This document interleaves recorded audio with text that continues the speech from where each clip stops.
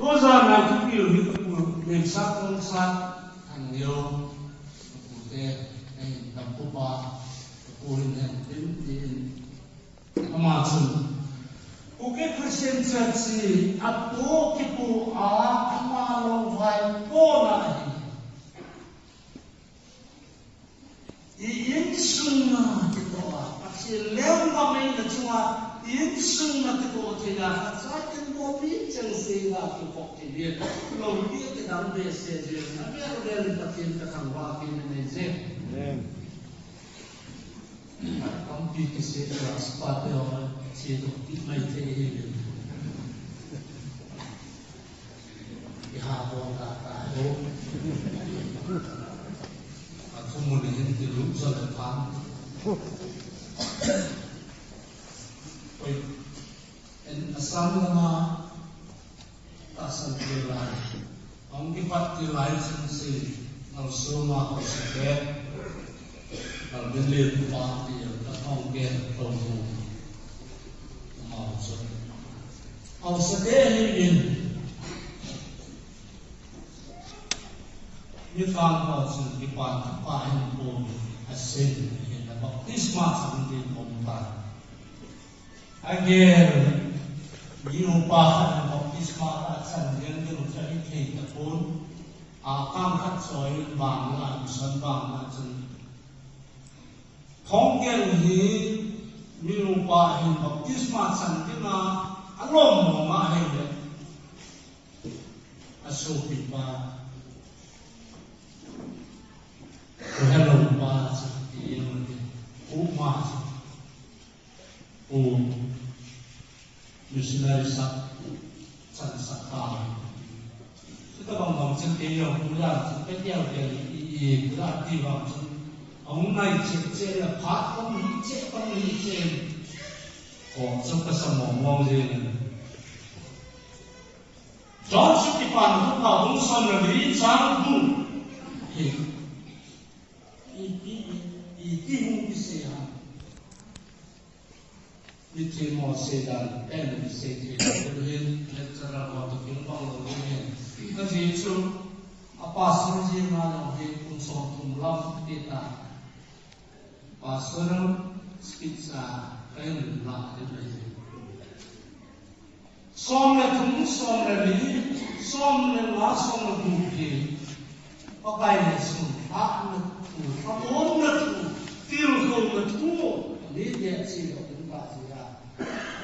aseina là pháp bốn là thủ là cái của mình hết cái điều là chúng ta nó là cái khác nó có cái gì này thủ cái là ý cho anh liền bắt đầu thằng hoa kia này chứ cái gạo mông sa cái gì Assam Synod Synod missionary ho kêu Imphal ho Khongsai kiso ni som thum ledi liu pon wat kamurin ni na retna akikoi na ahin mo in baptisma tinong kamo bol kumin ani hatum kaget ka diwa missionary ho training apiwa baptisma di ni khat amul su lùng kéo bạc kéo lùng tạ hùng miền nó bị bao nhiêu kéo bị thì lùng miền phát triển thắng nào là lùng xung và có xây thì có tốt chết ở bên bên phát triển chút thằng bên nó hẹn làm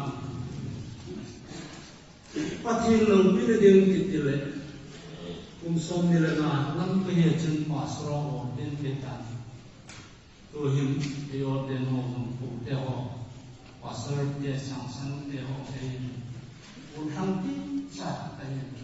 orang orang dia district level kapangsi belum kesemua yang apa sih dia kalau tahu involved na itu sekedar pun aizo di panen Sirampura masa diberi in the whole they had 24 hours, so 23,400 hard. cái cho sọc xin này thì bộ hai thứ kia là khoáng cái chỗ đầu tiên ấy nó vay là nó mà một vay là để gì là cái là chúng ta cái xe này ra đây hăng xòm hăng chơi là liền chậm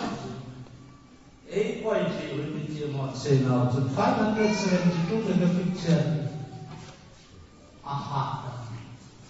memory chỉ phải for là kiso to đi là laptop hăng mobile mà nó chỉ có ai trong đó là tôi pin này xem ấy họ có phải đi bị bảo chỉ một số nào 1000 gigabyte GB chúng anh tin là nami trong sự niệm phía tây là chuyện gì chỉ trả công được cả anh là có phải đi bị bảo nami chỉ là ai tin đi bảo mình thấy cái xóm là ngào đấy lắm nó phổ biến cái chữ mình chỉ mình là bảo hin color hin da tin lông tin black and white đây là một điểm như ta lên chân Ahoina nó ya các bạn dùng xin ngay lúc cái sản phẩm mình làm thì sản phẩm lắm tôi nên là xây lúc em chị pakai nanti dia buat dia lo alam ini kita hidup ham tiba